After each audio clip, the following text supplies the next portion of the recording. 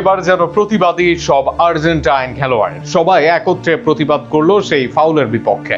মাঝমাঠে মেসিকে বাধা ইংলিশ মিডফিল্ডারের, আর সেখানে দল বেঁধে এগিয়ে আসে আর্জেন্টাইন খেলোয়াড়রা, করে প্রতিরোধ। মেসির ফাউলে পুরো আর্জেন্টিনা দলের এক হওয়া নিয়ে থাকছে প্রতিবেদন। ইংল্যান্ডের বিপক্ষে ম্যাচের শুরুর হাফটা শৈল্পিক ফুটবলময় ছিল না, বরং ফিজিক্যাল লড়াই মনোযোগী ছিল দুই দল, যেখানে শুরু থেকেই হয়েছে একের পর এক ফাউল।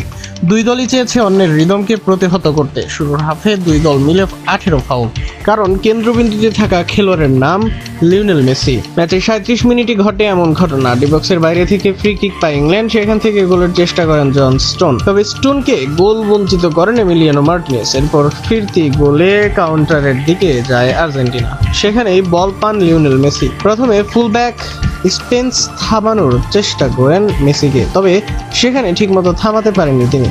এরপর হ্যারি কেন নেমে মেসিকে রোধের চেষ্টা করেন, তবে কেনও পেরে ওঠেননি মেসির সাথে।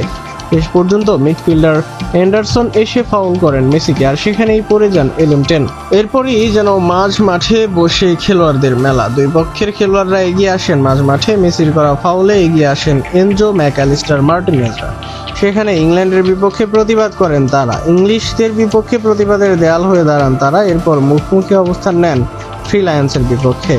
মেসিকে করা ফাউলের বিপরীতে তারা যান এগিয়ে। বেলিংহাম কেনদের বিপক্ষেও ছিলেন প্রতিবাদী করে দিবে প্রতিপক্ষকে, এমনকি মনে হচ্ছিল যেন চোখ দিয়েই তারা ধ্বংস করে দিবে প্রতিপক্ষকে। সেখানে তারা যেন ছিঁড়ে খেয়ে ফেলার মতো মনোভাব ছিল তাদের মাঝে।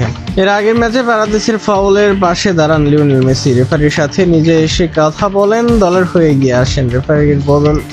রেফারিকে বলেন তাকে সম্মান দিয়ে কথা বলতে। কিভাবে দলের নেতা হওয়া যায় সেটাই প্রমাণ দেখান মেসি।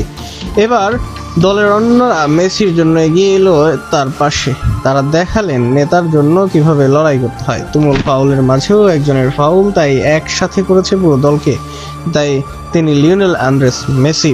সাম্প্রতিক সময়ে আর্জেন্টিনা দলের সাফল্যের যন্ত্র একটাই, এরা মেসির জন্য লড়তে জানে, তার জন্য করতে পারে সব ধরনের প্রতিবাদ। আর মেসিও জানেন সবার প্রতিদান দিতে, সবাইকে আগলে রাখতে, আর সেটার আরও এক নমুনা দেখা গেল বিশ্বকাপের সেমিফাইনালে।